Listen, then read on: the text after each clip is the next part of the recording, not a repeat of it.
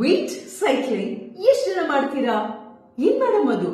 Yoyo dieting, wait cycling ನಾವೆಲ್ಲರೂ life ಅಲ್ಲಿ guarantee try ಮಾಡಿರ್ತೀವಿ. ಉದಾಹರಣೆಗೆ ನೋಡಿ, ನಾವು 10 kg ವೆಯ್ಟ್ ಲಾಸ್ ಮಾಡ್ಕೋಬೇಕಂದಾಗ ಏನ್ ಮಾಡ್ತೀವಿ? ಯಾವ್ದೋ ಒಂದ್ ಶಾರ್ಟ್ ಕಟ್ ಮೆಥಡ್, 1 kg ಹೋಯ್ತು. ಇನ್ನೊಂದ್ ಯಾವ್ದೋ ಕಡಿಮೆ ಊಟ, 2 kg ಹೋಯ್ತು ಒಂದ್ ತಿಂಗಳಲ್ಲಿ.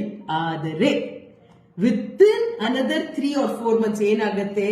ಈ ಎಲ್ಲಾ ಹೋಗಿರೋ ವೆಯ್ಟ್ ವಾಪಸ್ ಗೇನ್ ಆಗಿ ಇನ್ನಷ್ಟು, ಅಯ್ಯೋ ಏನ್ ಮೇಡಮ್ 5-6 kg ಹಾಕೊಂಡೆ.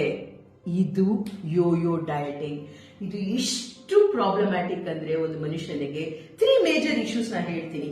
ಒಂದು, ನೀವು ಈ ತರ ತುಂಬಾ ಕಡಿಮೆ ಊಟ ಮಾಡಿ ತಾತ್ಕಾಲಿಕ ಶಾರ್ಟ್ ಕಟ್ ಮೆಥಡ್ ಅಲ್ಲಿ ವೆಯ್ಟ್ ಲಾಸ್ ಮಾಡಿದಾಗ ನಿಮ್ಮ ಮೆಟಬಾಲಿಸಮ್ ಸ್ಲೋ ಆಗುತ್ತೆ. ತದನಂತರ ನಾರ್ಮಲ್ ಮನೆ ಊಟ ಒಂದಿಷ್ಟು ರೈಸ್ ತಿಂದ್ರೂ ವೆಯ್ಟ್ ಜಾಸ್ತಿ ಆಗುತ್ತೆ. ಬೇರೆ ತೊಂದರೆಗಳೇನು?